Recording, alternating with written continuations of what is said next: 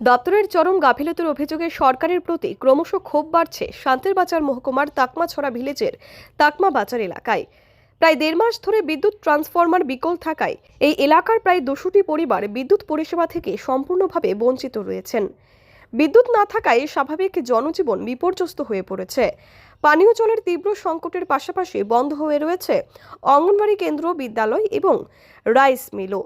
ফলে ব্যাহত হচ্ছে শিশুদের পুষ্টি পরিষেবা এবং শিক্ষা ব্যবস্থাও। সবচেয়ে বেশি সমস্যায় পড়েছেন মাধ্যমিক এবং উচ্চ মাধ্যমিক পরীক্ষার্থীরা। বিদ্যুৎ না থাকায় পড়াশোনায় মারাত্মকভাবে ব্যাহত হচ্ছে বলে অভিযোগ অভিভাবকদের। এলাকার বাসিন্দাদের অভিযোগ, জনপ্রতিনিধি এবং বিদ্যুৎ দপ্তরের সংশ্লিষ্ট আধিকারিকদের বারবার জানানো হলেও এখনো পর্যন্ত সমস্যার কোনো স্থায়ী সমাধান মেলেনি। সদুত্তর না পেলে অবশেষে সংবাদ মাধ্যমের দ্বারস্থ হন ক্ষুব্ধ গ্রামবাসীরা। এখানে বাজার নিয়ে আমরা অঙ্গনওয়াড়ি সেন্টার, বাজার, তারপর অনেকগুলো এখানে মনে করেন আমরা প্রায় 150-200 ফ্যামিলির মতন আছি। আজকে প্রায় 1.5 মাস এই গ্যাং ট্রান্সফরমারটা নষ্ট হয়ে রয়েছে, কিন্তু কারোর কোনো মাথা ব্যথা নাই আর কি। এই স্কুলে যে পোলাপান যে পড়ালেখা কেমনে করব, বা একটা বাজার মধ্যে কেমনে চলতে আছে, দোকানপাট কেমনে চলতে আছে, শুধু জলের লাইনটা আছে দীক্ষা মানুষের একটু স্বস্তি আছে আর কি।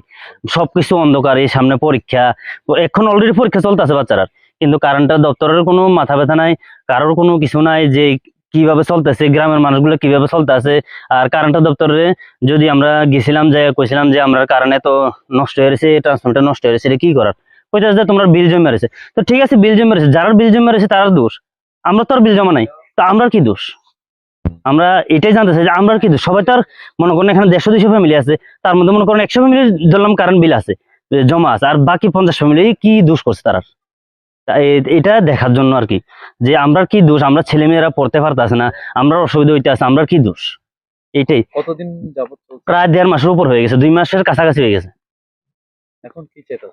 আমরা চাইতেছি অতি সত্বর আমরা কারেন্ট এটা পাল্টিয়ে নতুন আনিয়ে লাগাই দেওয়া হোক। আর মনে করেন যে কারেন্ট বিল যারা জমা আছে তারা কারেন্ট দপ্তর কিভাবে কালেকশন করবে এটা তার ব্যাপার, এটা আমাদের মাথা ব্যথা না।